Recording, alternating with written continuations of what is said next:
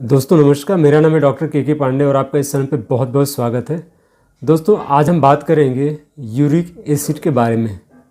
Uric acid क्या होता है, यूरिक एसिड कैसे बढ़ता है, यूरिक एसिड अगर बढ़ा हुआ है तो हमको नॉर्मली क्या खान पान हमारा होना चाहिए, और यूरिक एसिड को सही करने के लिए होम्योपैथिक में कौन कौन सी दवा यूज़फुल हैं। तो आज हम इसी के बारे में आपसे बात करेंगे। तो आइए दोस्तों शुरू करते हैं। हेल्थ केयर के ऑथेंटिक जानकारी के लिए इस चैनल को सब्सक्राइब करें और बेल आइकन को भी दबाएं ताकि नया अपडेट आपको मिलता रहे। यूरिक एसिड बेसिकली एक वेस्ट प्रोडक्ट होता है हमारी बॉडी में, जो कि प्यूरिन नाम की प्रोटीन जब टूटती है तो यूरिक एसिड एक बाई प्रोडक्ट के रूप में बनता है। जब प्यूरिन के टूटने के बाद बाई प्रोडक्ट यूरिक एसिड बनता है तो यह हमारे ब्लड में मिक्स होकर के चला जाता है छनने के लिए किडनी में।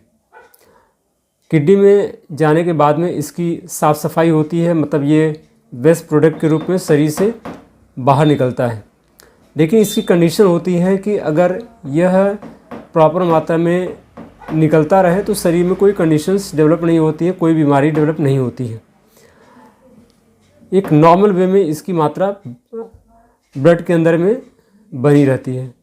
अब अगर ऐसी कंडीशन कभी हो जाए कि इसकी मात्रा ब्लड में बढ़ जाए, ठीक है, तो वैसी कंडीशन में जब हम ब्लड का टेस्ट करते हैं तो यूरिक एसिड बढ़ा हुआ मिलता है। अब यह ज़्यादातर दो कंडीशंस में होता है।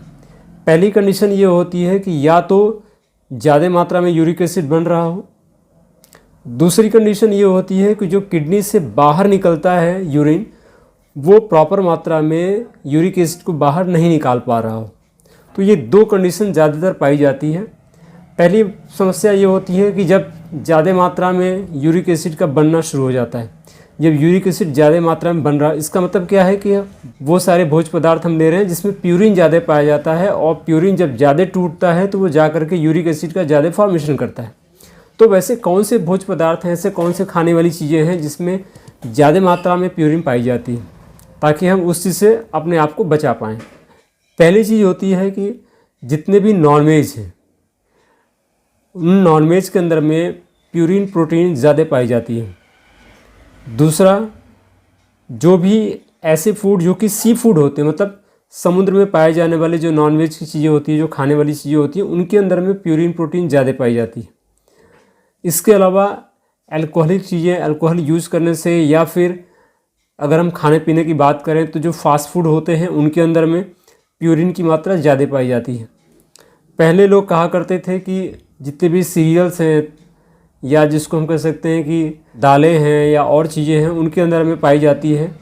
जबकि अभी जो ताज़ी रिपोर्ट आई हुई है उसके अंदर में ये कही जा रही है कि आपको जो सीरियल्स हैं उसके अंदर में प्यूरिन ज़्यादा नहीं पाई जाती है। तो इसलिए आप दालों को खा सकते हैं। आप ऐसी चीज़ों को, चाहे वो किसी भी चीज़ का हो, वो दाल है तो आप उसको खा सकते हैं, उसके अंदर में कोई प्रॉब्लम नहीं है आपको।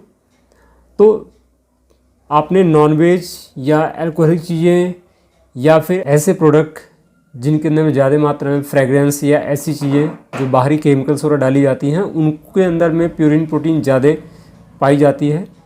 और ये जो ज़्यादा मात्रा में होगा तो ये जब ये टूटेगी तो जाहिर सी बात है यूरिक एसिड का ज़्यादा फॉर्मेशन होगा, ज़्यादा मात्रा में यूरिक एसिड बनेगी। तो ऐसी चीज़ों से हमको अपने आप को अवॉइड करना है। दूसरी चीज़ है कि ये तो कंडीशन हो गई इसके ज़्यादा बनने की। दूसरी कंडीशन ये होती है कि जब शरीर से प्रॉपर मात्रा में निकल नहीं पाता है, निकलने के लिए अगर किडनी को ओवर काम करना पड़ जा रहा है, ज़्यादा मात्रा में हो रही, तो किडनी एक लेवल के बाद में काम करना बंद कर देती है, उतना ज़्यादा यूरिन से यूरिक एसिड को नहीं निकाल पाती है, तो ब्लड में इसकी मात्रा बढ़ जाती है। तो वैसी कंडीशन में ही यूरिक एसिड की समस्या डेवलप होती है। अब जो ब्लड में ज़्यादा इसकी मात्रा बढ़ जाती तो अब ब्लड तो मूव करता है पूरी बॉडी में, तो क्या होता है कि वो जो ज़्यादा मात्रा बनी हुई है यूरिक एसिड की, वो जा करके शरीर में कहीं ना कहीं पे जैसे जोड़ हो गए वहाँ पे इकट्ठी हो जाती है। इसके अलावा अलग अलग जगह पे चली जाती है बॉडी के अंदर में, जिसको बोलते हैं कि पॉलीआर्थराइटिस की कंडीशंस डेवलप हो जाती है, अलग अलग जोड़ों में जाकर के इकट्ठी हो जाती है। ज़्यादातर इसका जो देखा जाता है वो जो टो होता है, पैर का हमारा अंगूठा होता है, उसके जो जॉइंट्स होते हैं वहाँ पे इसकी पहली शुरुआत देखी जाती है।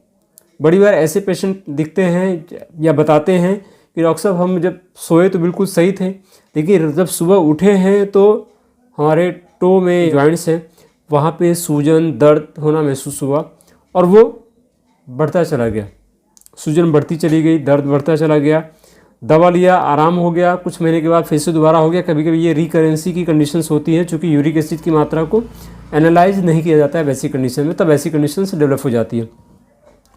तो ऐसी कंडीशन में क्या होता है कि अगर बार बार हो रहा है तो उसको सही से जांच करके प्रॉपर इलाज कर लेना चाहिए ताकि वो समाप्त हो जाए वो समस्या। दूसरी चीज़ कि अपने खाने पीने पे ध्यान देना चाहिए कि हम ऐसी चीज़ें तो नहीं खा रहे जिसके अंदर प्यूरिन प्रोटीन ज़्यादा मात्रा में पाई जा रही है।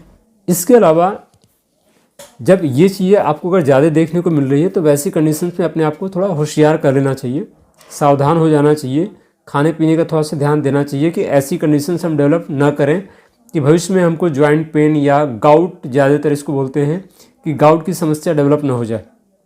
क्योंकि प्यूरिन प्रोटीन की वजह से अगर यूरिक एसिड बढ़ रहा है, यूरिक एसिड की जो समस्या होती है उससे जो समस्या पैदा होती है उसको पहले बोलते हैं गाउट। दूसरी समस्या इसमें होती है कि ये कभी कभी यूरिक एसिड की वजह से स्टोन का फॉर्मेशन भी हो जाता है किडनी में, तो ये एक दूसरी समस्या होती है। अब ऐसी कंडीशन में अगर कोई इंसान पानी कम पी रहा है, यूरिक एसिड ज़्यादा मात्रा में हो रही है, तो वो कंडेंस हो जाती है, चिपक जाती है आपस में, और यूरिक एसिड में जो स्टोन्स होते हैं वो बन जाते हैं। इसलिए पानी ज़्यादा पीना आवश्यक होता है ताकि वो प्रॉपर मात्रा में निकलती रहे, ठीक है, साफ़ सफाई होती रहे। तो ये सारी बात होगी यूरिक एसिड के बारे में कि ये कैसे होता है, क्या होता है और कैसे डेवलप होता है। अब ऐसी कंडीशन में हमको करना क्या चाहिए कि ज़्यादा मात्रा में पहले पानी पीना चाहिए। ऐसी प्रोटीन जिसको हम बोलते हैं प्यूरिन प्रोटीन जिन चीज़ों में पाई जाती है उनको अवॉइड करना चाहिए। इसके अलावा होम्योपैथिक में कुछ दवाएं हैं जो कि यूरिक एसिड अगर बढ़ा हुआ है तो उसको कम करने में बहुत मदद करती है। उसमें पहली दवा है ग्वाइकम। ग्वाइकम बहुत अच्छी दवा होती है यूरिक एसिड को नॉर्मल करने के लिए। ग्वाइकम मदर टिंचर फॉर्म में, इसको आप 15-15 बूंद सुबह दोपहर शाम ले सकते हैं आधे कप पानी में मिला करके, और आप इसका अगर लगातार यूज़ करेंगे तो आप देखेंगे कुछ समय के बाद में धीरे धीरे यूरिक एसिड की मात्रा कम होनी शुरू हो जाती है। दूसरी दवा होती है दोस्तों लीडमपाल। लीडमपाल भी बहुत अच्छी दवा होती है यूरिक एसिड बढ़ने की वजह से जो समस्याएं होती हैं। इसमें ज़्यादातर आप देखेंगे कि लोअर जो एक्सट्रीमिटीज़ होती हैं वहाँ पे आपको समस्या ज़्यादा देखने को मिलती है। वहाँ पे जोड़ों में सूजन, दर्द, चिलगन जैसा दर्द, इस तरह की समस्या होती है। ऐसी कंडीशन में अगर आप लीडमपाल का इस्तेमाल करते हैं 30 या 200 पोटेंसी में, इसमें आप फ्रिक्वेंटली सुबह दोपहर शाम आप यूज़ करते हैं तो कुछ दिनों के बाद में आप देखेंगे कि धीरे धीरे इसकी समस्या कम होती चली जाती है, सूजन कम होती चली जाती है। तीसरी दवा होती है दोस्तों colchicum. Colchicum one of the best medicine पाई जाती है इस केस में जबकि यूरिक एसिड बढ़ा हुआ होता है। तो कॉल्चिकम भी 30 या 200% में यूज़ की जाती है और ये इस समस्या से दूर करने में बहुत मदद करती है किसी भी पेशेंट के लिए। दोस्तों ये 3 बहुत ही बेहतरीन दवाएं हैं। दवाएं तो देखा जाए तो बहुत सारी हैं, करीब आपको 100-150 से ज़्यादा दवाएं आपको मिलेंगी। तो ये 3 ऐसी दवाएं हैं जो कि ज़्यादातर यूज की जाती हैं। तो दोस्तों उम्मीद करता हूं कि ये जानकारी आपको अच्छी लग रही होगी। अगर आपको जानकारी अच्छी लगी तो इसको अपने ज़्यादा से दोस्तों में शेयर भी करिए ताकि वो लोग इससे फ़ायदा ले सकें। और अगर ये बीमारी क्रॉनिक हो गई हो तो मैं सजेस्ट करता हूं कि किसी होम्योपैथिक डॉक्टर से प्रॉपरली मिल करके केस टेकिंग करके इसका इलाज करें तो ये जड़ से समाप्त हो जाती है। क्योंकि हर दवा का अपना अलग रोल होता है, अलग सिम्टम्स होते हैं और दवाएं कैसे काम करती हैं। आप जाएंगे मेरे चैनल पे तो आपको इन दवाओं से संबंधित आपको वीडियोज़ मिल जाएंगी। वो वीडियो और आप जा करके देखेंगे तो आप देखेंगे कि आपको उसमें पूरी डिटेल इन्फॉर्मेशन दी हुई है कि कैसे दवाएँ काम करती हैं, किन किन सिम्टम के आधार पर, ठीक है। तो दोस्तों उम्मीद करता हूं कि आज की जानकारी से आप लोगों को फ़ायदा ज़रूर होगा। अगर जानकारी अच्छी लगी हो तो लाइक करिएगा, शेयर करिएगा और कमेंट करके ज़रूर बताइएगा कि आपको वीडियो कैसा लगा, या इस टॉपिक पे क्या और डीपली वीडियो आप जानना चाहते हैं। चूँकि मैंने आपको सुपरफिशियल इन्फॉर्मेशन दी हुई है, अगर और डीपली जानना चाहते हैं तो आप कमेंट करके बताइएगा, तो इस टॉपिक में और डीप जानकारी आपको मैं देने की कोशिश करूँगा। फिर मिलते दोस्तों एक और जानकारी के साथ में, तब तक अपना ख्याल रखिएगा। जय हिंद, जय भारत दोस्तों।